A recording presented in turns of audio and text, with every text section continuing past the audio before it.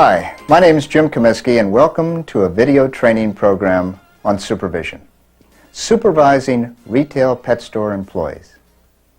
If you want your store to be successful, you need to staff it with qualified employees. Employees that not only know pet products, but pet care. That's why you need a strategy on managing and supervising people. We start with hiring the right people. We follow that with developing a training program that really works. Then we discuss 10 leadership skills and how to motivate your employees. We begin with building a team. Your main objective is to build a team in your store. Teams have a lot of benefits for you. A team gets commitment from the employees. Team environments get commitment from the employees. You get enthusiasm, spirit, and you can aim this group at your objective, making your store successful. So we're going to talk about the steps on building a team in your retail environment. And the first step is to be sure to hire the right people. That's the important thing. Try to get the right people in to begin with. And I believe that begins with a good understanding of what the job looks like. What I suggest to people is they put down on a piece of paper a job description. What's involved in this particular job? Here's an exercise that you might want to think about doing. When you get back to your stores, write down on a list, make a list of 10 things, write down the 10 things that you would like your staff to do. Then go to your staff and ask them to write down the 10 things that they think that you want them to do. And then ask them to prioritize that list. Then compare the lists and see how close you are to their perspective of what the job is all about. That's a good way of getting to the job description. This job description doesn't have to be any more than a page. And it's particularly helpful for new people when they come in to get a copy of this job description so they understand what the job is all about. So that begins the start of hiring the right people. The next step, I think, is to discover the profile of the ideal employee in your business. Now, I listed a few things on the board here, but you might want to consider adding to this list. And this list is particularly helpful when you start to interview people. I think that retail employees should be enthusiastic. I think that's part of the whole process of being a retail employee, retail sales employee, is to be enthusiastic. Enthusiastic is contagious. People get excited when the salespeople are excited about the products. I think they have to be good listeners. I think they have to be able to listen to the customers to find out exactly what they need and want and be able to deliver that with products. They have to be neat in appearance. 85% of our impressions come visually. And the neat in appearance is one of those elements where you really can get a very strong positive visual impact with the customers. So set your standards up that the people who work for you should be neat in appearance. They should be people-oriented. You have to have a high tolerance for people. And retail people come at you in waves sometimes. And so they have to have the high tolerance for people. Have to be honest to you and honest to the customers. They also have to be hungry for knowledge. They have to be willing to accept what you teach them in terms of the business. And you want people that want more information. And finally, I think that they have to fit into your organization. Now that's sort of a profile of an ideal retail employee.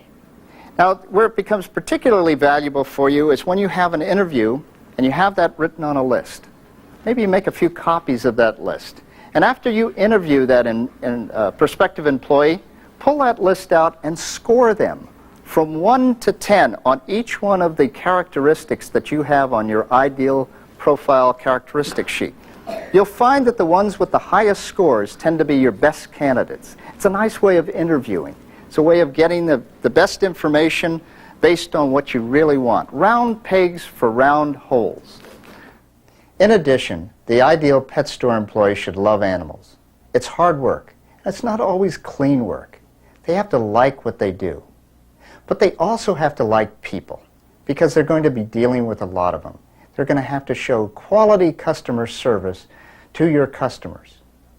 Furthermore, I think they have to have the willingness to learn. They have to take the initiative to become experts in pets. There's an exercise in your guidebook that profiles the ideal pet store employee. I encourage you to use it the next time you interview. Now let's discuss the recruitment process. I know a lot of managers and owners would rather interview a few than many. Interviewing sometimes is stressful. But I suggest that you interview as many as you possibly can. You've got a better chance of finding the nugget when you interview 30 people than if you interview 3 people.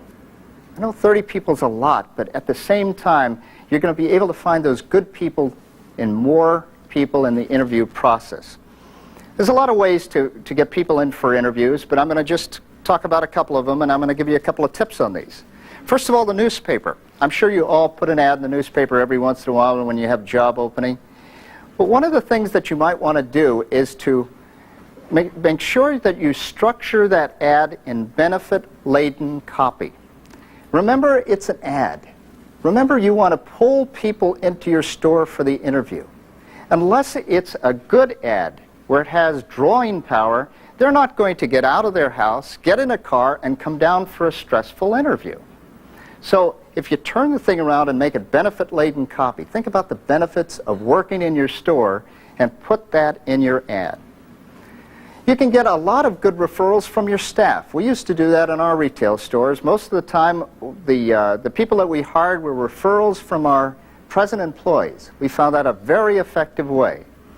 Schools are another way. Call the local colleges, the universities, and ask them to put your particular job on their placement list. You can get some very good, particularly in retail, you can get some very good, talented, motivated people who work the hours. Retail hours are strange hours, or nights and weekends. And so students are the classic opportunity there. Window signs. Every retail store has a window sign, but think about your window sign in terms of an ad too. With desktop publishing today, you can go down to your instant print place, make a very nice window sign, make some copies of it, and stick that in your file. And every time you have a job opening, you can put a new one in the window. Even if you want to motivate your staff a little bit, you can put a sign in the window. It has a way of motivating your staff. Now we're going to discuss the interview process. This is where you set up your net. It's the screening, where you only let the good ones pass through. Try to make it as stress-free as possible. Put ease into it. Even mention that to the applicants, that interviewing is stressful, relax.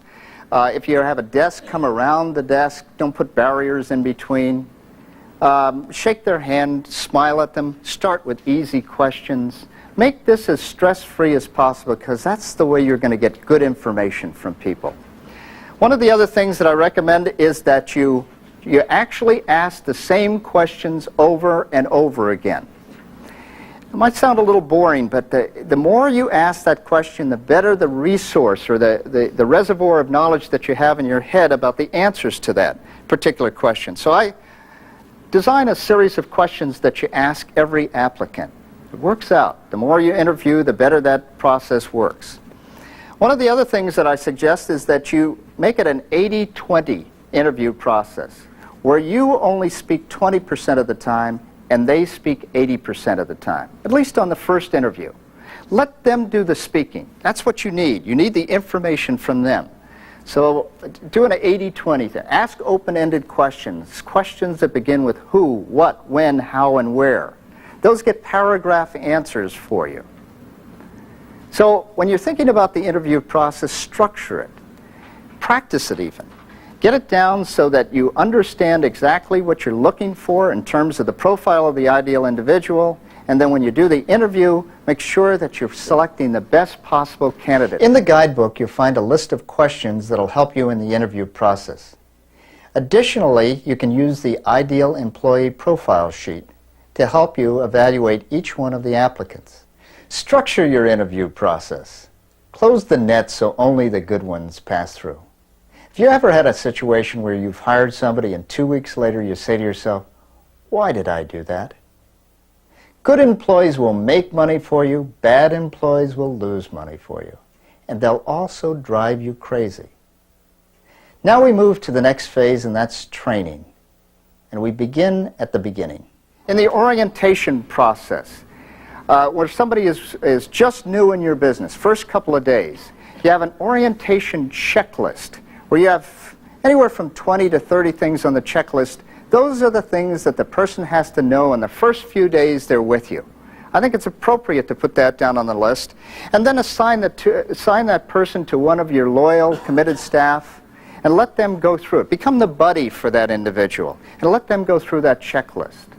Also take some time personally with new employees. Sit down with them. Talk about the business, how it started, where you're going with it, and what are the 3 or 4 major missions that you have in the business. What's really important to you? Things like customer service, that we're really interested in making the customers our friends. So when people come into a business, when they're very new in the business, they really want to work very hard for you. That's the time when you can take these people and mold them. Ongoing training has to be done on a regular basis. I suggest that in retail stores, training be at least every couple of weeks. Every week, if you possibly can. We used to train every Saturday morning. It was a good time because we had an opportunity. They were fresh. There was a weekend coming up. And furthermore, it's a kind of thing that sets them up for the busy time. So consider formalizing the training program. Think about things like a training manual. Put this in writing. People only remember 10% of what they hear. They remember 50% of what they hear and see. But they remember 80% of what they hear, see, and do. So factor that into your training process too. Here's another way of looking at it. Tell me and I'll forget. Show me and I'll remember. Let me do it and I'll understand. Here are 4 ways that you can involve your employees in training so that they really understand. 1. Pose a challenge. Hold a training session and pose the question, how can we sell a complete line of flea products? Let the staff brainstorm the issue and develop a process. 2. Role play. This is where one of your staff plays the customer and the other plays the role of the salesperson. The sales situation may be, present all of the products for a small animal sale and explain why the customer should buy them. 3. Let a staff member do the training. If a staff member is particularly skilled in birds, let that person hold a training session on how to sell a bird. 4. Use video training. Play the employee training tapes that are part of this program. Let your staff discuss how to improve customer service and sales. If you want to improve your sales and grow your business, there's no better way than training your employees. Let's discuss the benefits of training, and then we'll move to leadership. The benefits of training improves the skill. Obviously, it gets them, particularly new people, it gets them up and running quicker. It lowers turnover and removes some of the frustration. They've done studies on why people leave businesses prematurely, quit their jobs, and they find out that most of them leave because they're frustrated. Nobody showed them how to do the job, so they become frustrated and they leave. It also improves morale. It's one of the big morale boosters. As a matter of fact, it's one of the big motivation factors. When you train people, something happens to them. They learn the job better. And when they learn the job better, they're able to go out and do it better. And when people are successful, their self-esteem and their ego rises. Training is a motivator. You can really get some great motivation out of a training program. It also creates very satisfied customers. Trained people are able to deal very effectively with the customers. And it reduces your frustration. As managers and owners of retail businesses, you don't have to go correct people all the time if they're well trained. Employees are your most valuable asset. Think about this as your balance sheet. Up on the balance sheet, you have things like inventory and leasehold improvements and fixtures. Fixtures and leasehold improvements are depreciating assets. They're going down all of the time. But employees can be a very growing asset for you. The more you invest in that employee, the more valuable that employee becomes to you. And training is that investment in that employee. Leadership. Let's talk a little bit about leadership. There's a new trend going on. Actually, there's three types of managers. You have the autocratic manager. You've probably all worked for an autocratic manager once or twice in your life. They're the heavy-handed managers. It's their way. That's the only way. They're pretty direct and forceful. And then there's the new manager, and they're called the democratic or participative manager. And they're the fellows and the ladies that try to build teams, and they get people involved. And so that's the new style of management. And there's a third style of management called the absentee manager. That's the manager that isn't around very often. Now, if you combine the first type of manager, the autocratic or the heavy-handed manager, with the absentee manager, you get a fourth. It's sort of like a hybrid manager. They're called seagull managers. Has anybody ever heard of a seagull manager? You know, the birds, seagulls? They're the type of managers that fly in, crap on you, and then fly away. You want to try to avoid being a seagull manager.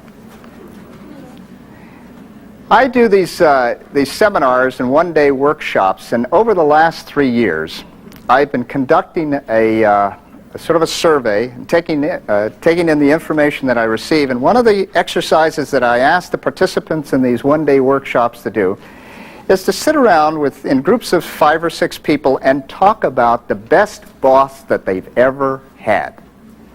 And then after they've decided that this best boss looks like, has a profile like, they report back to the group. And I keep a tally on the things that they mention, the characteristics that they mention. And I'm going to put up 10 of these in the next minute or so. And these are the characteristics, the profile of the ideal manager. So these are something that you might want to start to shoot for. These are what people say their best boss looks like. Their best boss sets an example, rolls his or her sleeves up every once in a while and pitches right in. They set the pace. Their best boss knows the job, but not only knows the job well, shares the information. A lot of people know the job, but they're reluctant to share the information. Good bosses share the information. Good bosses also are willing to listen. Listen to ideas, suggestions, even personal problems. That comes up a lot in the workshops. When they talk about their best boss cares about them, cares enough to listen to their personal problems. They don't want their personal problems solved necessarily by their boss, but they want the person to listen. Good bosses also are supportive. Several of these people have talked about their boss sticking up for them with their boss. So if you really want to, there's layers in your business and you really want to get the support of your employees, stick up for them with your boss. Good bosses also encourage by praise. They recognize that positive reinforcement is a powerful way to get people to do good things. Good bosses also let them know where they stand. There's no hidden agendas. They're open and upfront. They're flexible and they have humor. It's interesting. Humor comes up every time. It's a factor that kind of lessens the load, lightens the burden. Humor is a good management skill. They don't use people. They don't use people to crawl up their back and over the top of them to make their progress. And good bosses explain why. They don't just give tasks away. They explain why. They put people in the big picture. You're doing this because. And finally, a good boss really cares. Really is very supportive of the people that work for him. So think about it. Those are some characteristics that you might want to think about in terms of designing the profile of your life as managers of people. I'm often asked the question, do they have to like you? Or is it good enough for them to just respect you? And I usually get about a 50-50 answer on either side. Quite frankly, I think if you had all of these characteristics on this board here, how could they help but not like you?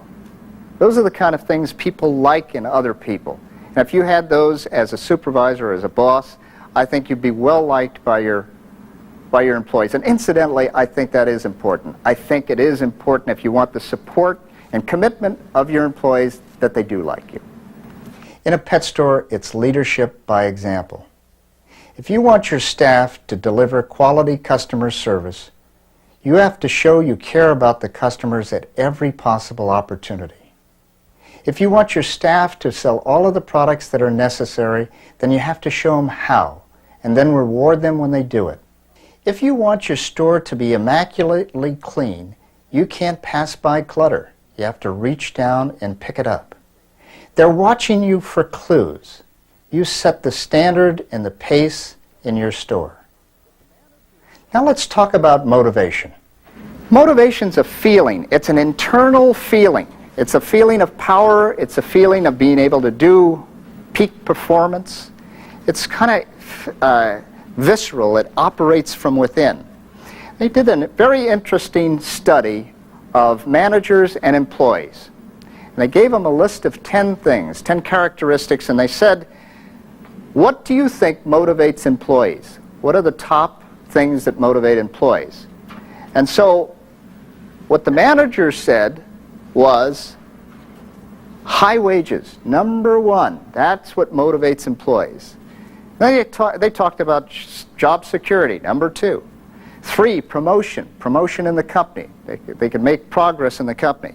Good working conditions and interesting work. But folks, it's not what the managers think. It's what the employees feel. And then they went and asked the employees, what motivates you? This is what they said. Appreciation and recognition for a job well done. Number one motivator. If there's one thing that managers could do more of, it's praise. Typically what happens is managers find things going wrong and they try to correct them. If you use praise and positive reinforcement more often, you'll get better results from your staff. Number 2, they want to be in the picture. They want to know where this is going. They want to know how it's going to get there. They're making a commitment to you. They're spending their time in your business. They would like to know how it's working. So keep them in the picture. It's motivational. They want you to listen to them. They want you to listen to their ideas, suggestions, and even their problems. They do want job security. They don't want to be threatened or have a risk that they're going to lose their job. And when we finally get down to number 5, we're talking about money, high wages. Now that's not saying that money is not a good motivator. It is. Actually, it can be a big demotivator. If it's unfair and it's not enough, that can be a demotivator rather than a motivator. But I'm not saying that you can go back and not give raises or bonuses anymore. No, they really like that. But at the same time, I'm saying that there's a lot of other things that you might consider that are motivational, and think about putting them into your business. The greatest motivator, I believe, is praise, because it strikes deep to the heart of the individual. It strikes their ego. When people feel good about themselves, and then they feel good about the place that they're working, and they feel good about you as an employer, then I think you have real motivation. And it all begins with praise and recognition of a job well done. Your objective is to build your team. First of all, hire good people. Then make a major commitment to training. Then learn and adopt some leadership skills. And finally, motivate your staff. The payoffs can be great. Your employees will be proud of your store. Commitment and loyalty will rise. Absenteeism and turnover will fall. Your customers will enjoy it too, because they're receiving quality customer service. And furthermore, your sales and profits will soar. Now those are exceptional payoffs. Good luck, and thank you.